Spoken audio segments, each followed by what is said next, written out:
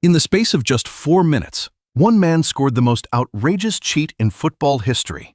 And then, with the very same feat, the most beautiful goal the world has ever seen. This is how one player became a god and a villain on the same afternoon.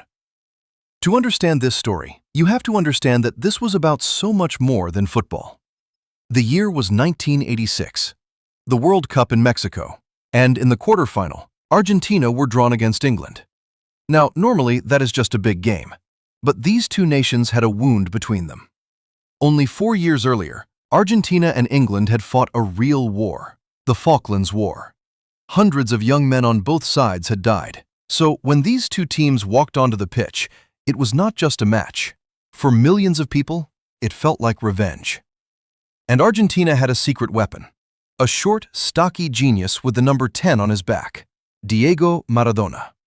Many believe he was the greatest player who ever lived, and on this day, he was about to prove exactly why, in the most controversial way imaginable.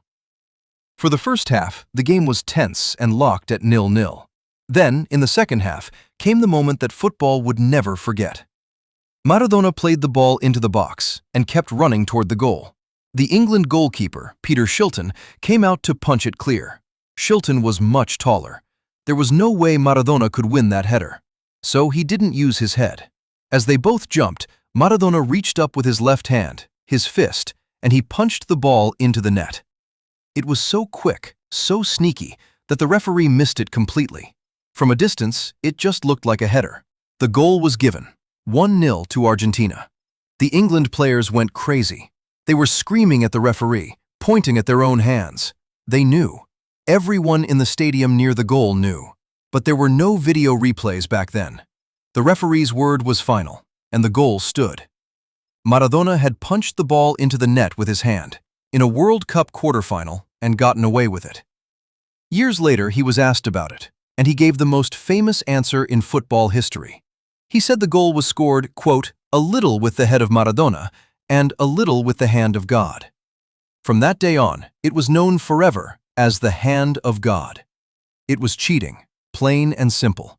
The English have never forgiven him for it, and if the story ended there, Maradona would just be remembered as a cheat.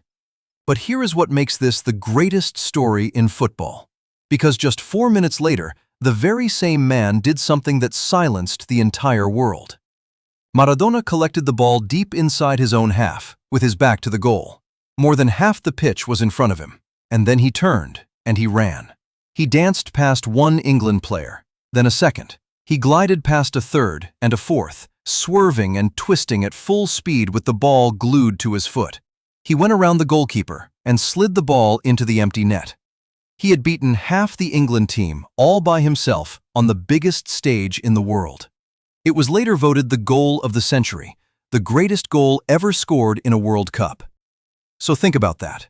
In just 4 minutes, the same man, in the same game, scored the most disgraceful cheat in history, and then the most magnificent goal in history.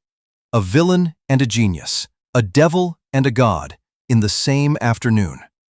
Argentina won that game 2-1 and went on to win the entire World Cup.